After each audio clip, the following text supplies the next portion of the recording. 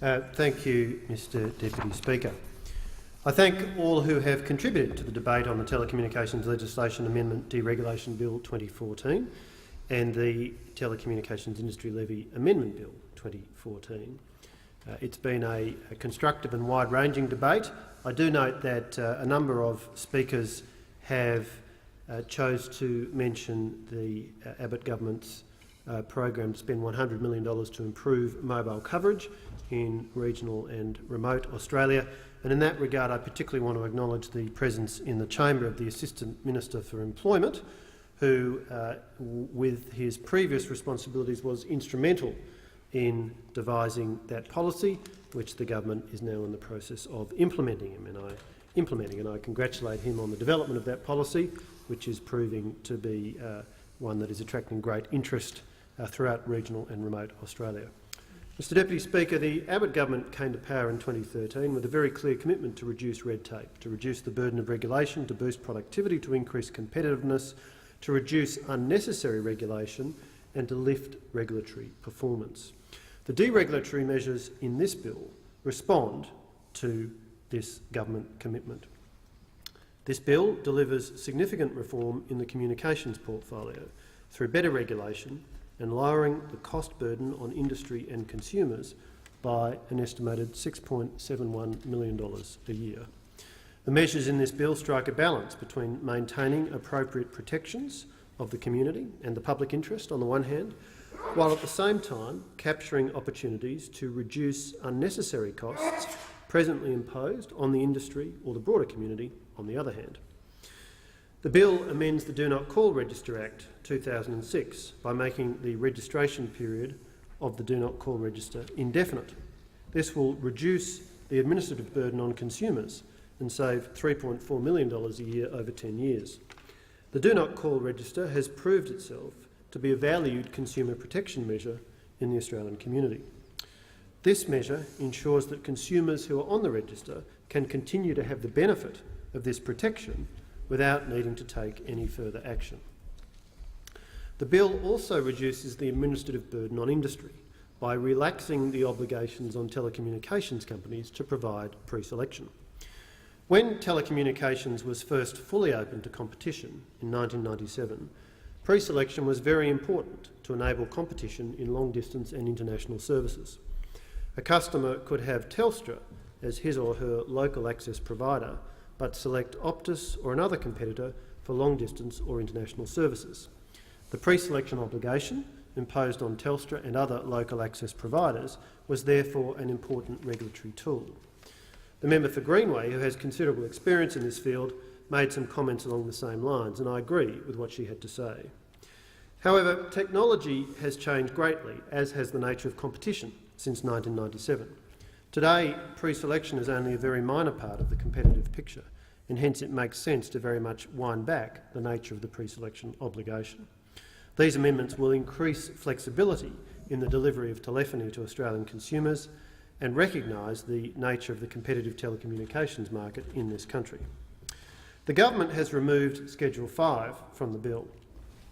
The rationale the government proposes to remove Schedule 5 from the bill in an amendment I will shortly be moving. The rationale for the measures in Schedule 5 was to remove an administratively burdensome set of record-keeping and reporting obligations in the Telecommunications Act, imposed on telecommunications companies on the grounds that they provided no real consumer benefit. This measure was supported by industry and consumer groups alike. However, some concerns have subsequently been expressed that this measure gave the appearance of reducing transparency and privacy.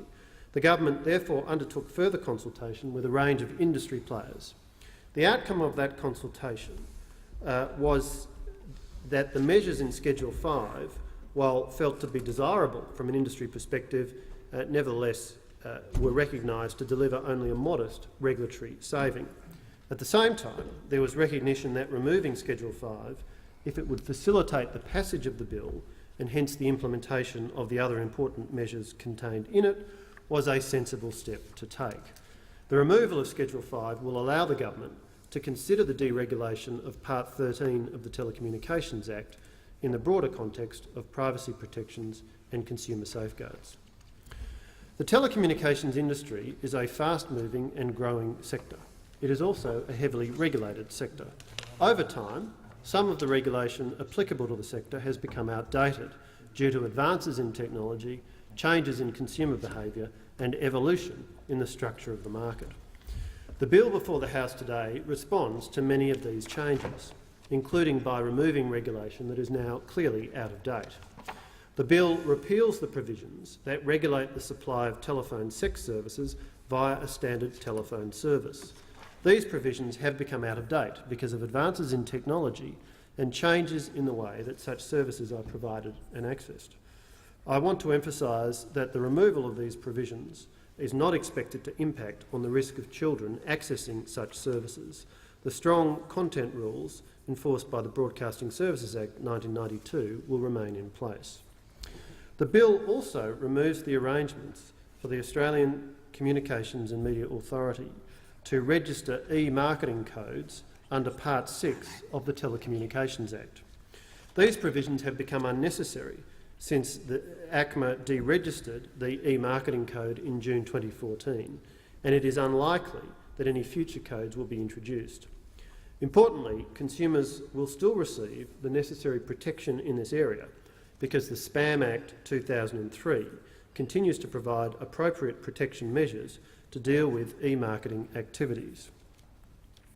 A key measure in the bill, which responds to the government's commitment towards smaller and more efficient government, and which will result in savings for industry, is the winding up of the Telecommunications Universal Service Management Agency, or TUSMA. This bill will abolish TUSMA and transfer its responsibilities to the Department of Communications.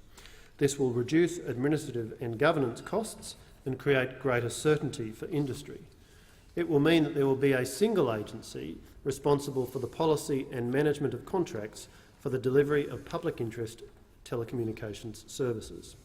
This will enhance the lines of accountability, help the government focus on its core responsibilities and priorities, and ensure that consumer safeguards are maintained. The Industry Levy Bill makes consequential amendments to existing industry levy arrangements, reflecting the proposed amendments in the bill which transition the assessment and collection of the industry levy from the Telecommunications Universal Service Management Agency Act 2012 to the Telecommunications Consumer Protection and Service Standards Act 1999.